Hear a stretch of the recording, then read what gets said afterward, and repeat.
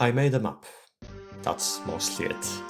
Well, I also did some design work regarding the consequences of certain characters' deaths, and also made color palettes for the characters that can join in this chapter, but I mostly worked on the map, and the map is what I want to talk about. So here it is. It's meant to be a swamp map, as you can hopefully tell, and a week ago I didn't even know where I would start with it. Sure, I knew I wanted a swamp with a village and multiple winding paths through, only one of them being safe. But I had no clue how to translate that into an actual Fire Emblem map. And looking at vanilla Fire Emblem 8 maps was no help at all, because the closest one to a swamp is Chapter 17, River of Regrets. And it looks nothing like what I wanted. It's all grasses and mountains and interconnected water. So I looked for inspiration elsewhere, having not long ago discovered that the graphics repository also has a good number of maps. And I was lucky enough to find a swamp map, just one, but one was all I needed, especially one as good as this, called Bro, What Did I Tell You About Trying to Build Castles in Swamps? By Alusk. And can we just admire this map for a moment? How it fills up every area with details, how you can't find 3 adjacent tiles of plain grass, each area of it broken up by trees and, in one case, a patch of this paler grass, or whatever that's supposed to be. How the muddy looking areas serve as borders between water and grass, but their shape isn't just a consistent line. And the castle. It takes serious creativity to use tiles from 2 different ruins and 3 branches of all things, to convey the idea of this castle collapsing because its foundations are being eroded by the swamp. The moment I saw this map, I knew that I wanted my swamp map to look like this one. The question was how to achieve that. And the answer I arrived at: rules. I tried coming up with a list of characteristics that this map follows, so that I could follow them myself. And here's what I came up with. 1. Forests appear in small clusters and singular tiles to fill up the areas that would otherwise be plain grass. 2. Singular pieces of road in between mud are used to give an impression of an old road in disrepair.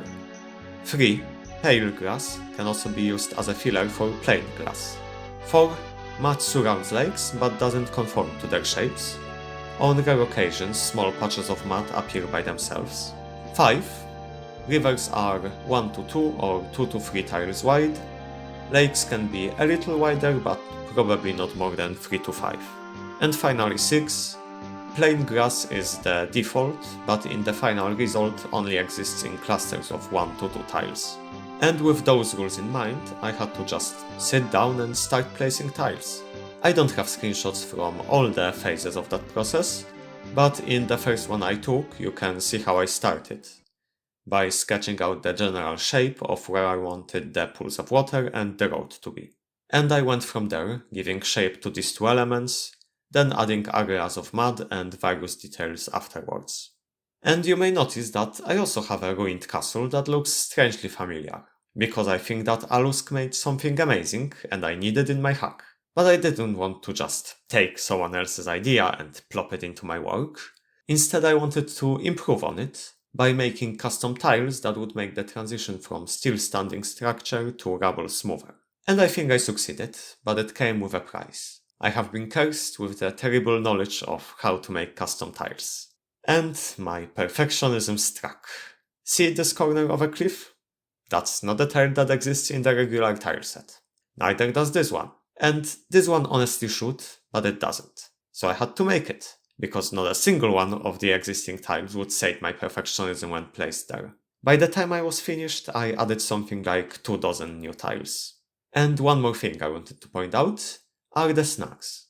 Normally you can knock them down to create bridges, and some of them will work that way here too. But then there are others, which the enemies will be trying to knock down, which rather than bridges, create walls that block passage through certain parts, forcing you to take a different path or lose some time trudging through the water. That's all I wanted to share this week. Hopefully the next one will be a little more varied. Thanks for watching, subscribe if you want to follow this ROM Hack's development, and for now, farewell.